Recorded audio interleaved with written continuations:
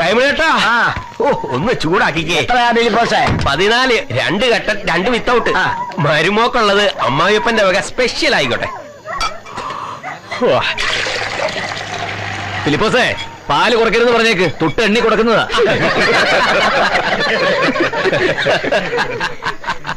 ഒന്നും തോന്നരുത്. ഒരു കുസൃതി ചോദ്യം ചോദിച്ചോട്ടെ. ഈ രൂപത്തിലുള്ള കൈമളാശാനെ എങ്ങനെ കനകാമ്പനെ പോലെ ഒരു മോനുണ്ടായി? അതൊരു ട്രേഡ് സീക്രട്ട് ആടോ ഫിലിപ്പോസേ. 67 കൊട്ടാരം തിയേറ്റേഴ്സിന്റെ ഹിറ്റല്ലായിരുന്നോ ലങ്കാദഹനം? ഞാനാ ദശരഥൻ. അന്നൊക്കെ മിക്കവാറും ഡബിളാ. അപ്പോഴാ കല്യാണം. അന്നും കളി ഉണ്ടായിരുന്നു കോട്ടയത്ത്. കൊച്ചുകുളപ്പാൻകാലത്താ വീട്ടിലെത്തിയത്. ദശരഥന്റെ വേഷത്തിൽ തന്നെ ആദ്യ രാത്രി. അതാ ശ്രീരാമനെ പോലെ ഇങ്ങനെ.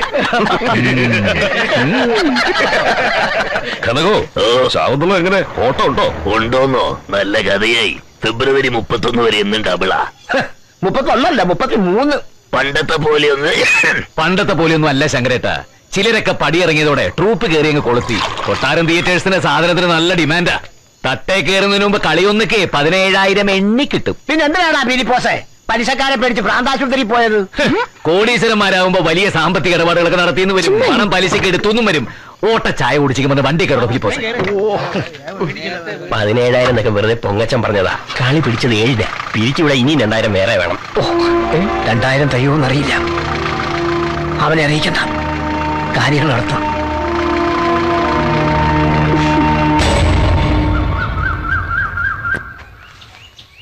അമ്മേ, ഒരു പൊടി. അമ്മേ, കനകേട്ടാ, വീണ്ടും ഒരു കിഴി. എവിടെ?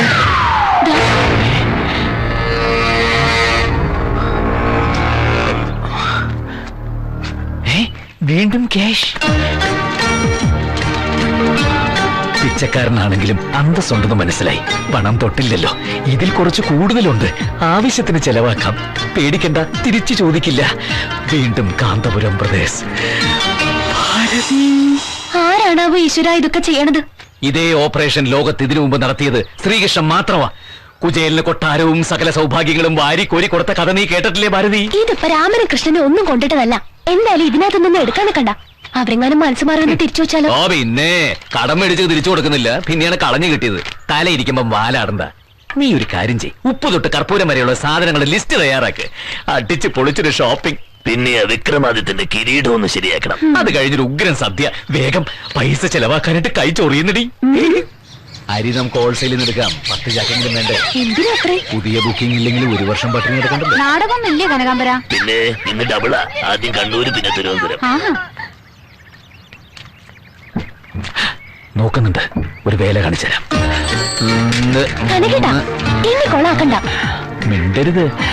കനകന്റെ കയ്യിൽ പൂത്ത പണം ഉണ്ടെന്ന് അങ്ങിരുന്ന് അറിയട്ടെ. എണ്ണി പലിശക്കാരുടെ മുമ്പിൽ എങ്ങാനും ചെന്ന് പെടും. പിന്നെ അരി സാമാനങ്ങൾ വാങ്ങുന്ന കാര്യം ഗോപി.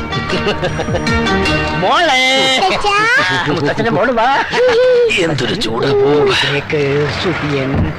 അവിടെ നിന്ന് തരുന്ന പഴയ സാധനങ്ങളൊക്കെ കഴിച്ച് വയറ് കേടാക്കണ്ട. നമ്മൾ ഐസ്ക്രീമും ചിക്കനും തിന്നാൻ പോകുന്നല്ലേ.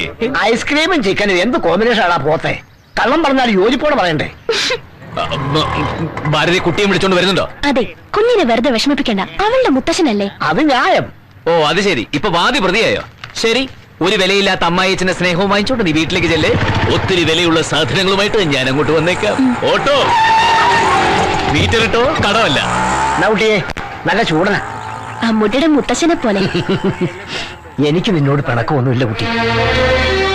പിച്ചക്കാരനായ തന്തയായാലും സ്വന്തം മക്കൾ നല്ല നിലയിൽ എത്തണമെന്നാവും ഓരോ രക്ഷകർത്താവും മോഹിക്കുക. ഒരുപാട് കണക്കുകൂട്ടലുണ്ടായിരുന്നു മനസ്സിൽ. അതൊക്കെ തെറ്റിയപ്പോ കൈമളാശാൻ സഹിച്ചില്ല. നിന്നെ എനിക്കിഷ്ടാ. നല്ല ആർട്ടിസ്റ്റാ. പരിപ്പര, ഉഴുന്ന് 3, സൂചി 5, കായം 4, കാല്. പഞ്ചസാര 5, റവ 6, ഏലക്ക 700. കൂട്ടിയോ? കൂട്ടി. കനകോ, ഇത് കടവല്ലേ? അല്ലെന്നേ. എന്നാ ബാക്കി പോരട്ടെ. ചുവന്നുള്ളി 2, വെളുത്തുള്ളി 1/2, ശർക്കര 5, കടുക് 3 കിലോ. 3 കിലോ കടുകോ? ആയുഷ്കാല പർച്ചേസാ. തൂര 3, വെല്ലൻ 2, ഹോർലിക്സ് 3, പിയേഴ്സ് 5. അല്ല, പിയേഴ്സ് ഒരു 10 എണ്ണം പോരട്ടെ. കനക കടം പറയൂട്ടോ. കൊറേ നേരായില്ലോ തുടങ്ങിയിട്ട്. ഇനിയും മിണ്ടിയ ഇത് കണ്ടോ? തിരികെ കേട്ടി ഞാൻ. ഇവന്മാരെവിടെ വന്നോ? ഹൈ വൃത്തികെട്ടത്. ഒരു കാര്യം പറയാനാ. അയ്യേ ഇത് മറ്റേതാ തളാങ്കു തിരിക്കരുതോ. എടോ താൻ കുറെ നേരമല്ലോ തുടങ്ങിയിട്ട് എന്താ വിളിച്ചെന്നെ? അയ്യോ എന്റെ പൊന്നു പ്രഭാകരേട്ടാ, നിങ്ങളെ പറഞ്ഞതല്ല. പിന്നെ? ഓ അവരെ പോയോ? സോറി ട്ടോ, സെയിം പിച്ച.